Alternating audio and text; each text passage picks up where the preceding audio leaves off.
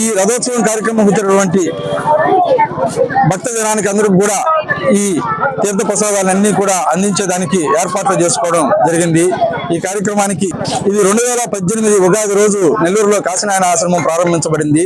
ఈ ఆశ్రమం ద్వారా నెల్లూరు జిల్లాలో అనేక ధార్మిక కార్యక్రమాలు నిర్వహించడం జరుగుతూ ఉంది. పాడుపడిపోయినటువంటి దేవాలయాలు జీర్ణోద్ధరణ చేయించడము, విగ్రహ ప్రతిష్టలైనటువంటి దేవాలయాలకి విగ్రహాలు అందించడము, అదేవిధంగా కార్తీక మాసంలో దీపం పెట్టడానికి నోచుకున్నటువంటి దేవాలయాలన్నిటికీ కూడా 500 దేవాలయాలకి ధూపదీప నైవేద్య సామగ్రిని అందించడము, దేవీ శరన్నవరాత్రుల సందర్భంగా 108 అమ్మవారి దేవాలయాలకి, పేద దేవాలయాలకి, ముఖ్యంగా గ్రామ దేవతల ఆలయాలకి సారే మరియు ధూపదీప నైవేద్యాలు అందిస్తూ ఈ కార్యక్రమాలన్నీ కూడా కాశీనాయన ఆశ్రమం ద్వారా నిర్వహణ చేస్తూ ఉన్నాము.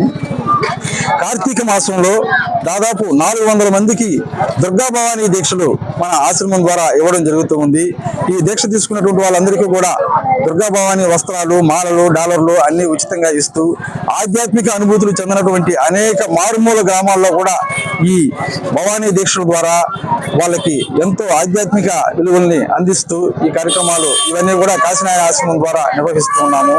ఆశ్రమం ద్వారా ఇక్కడ రంగనాయకులపేట ఉప్పరపాలెంలో రామాలయాన్ని జీర్ణోద్ధరణ చేయించడం జరిగింది. ఆ రామాలయం యొక్క సభ్యుల సహాయ సహకారాలతో ఈ రోజు ఈ రామాలయం కేంద్రంగా ఇక్కడ అన్నప్రసాదాలు వితరణ కార్యక్రమాన్ని ఏర్పాటు చేశాము.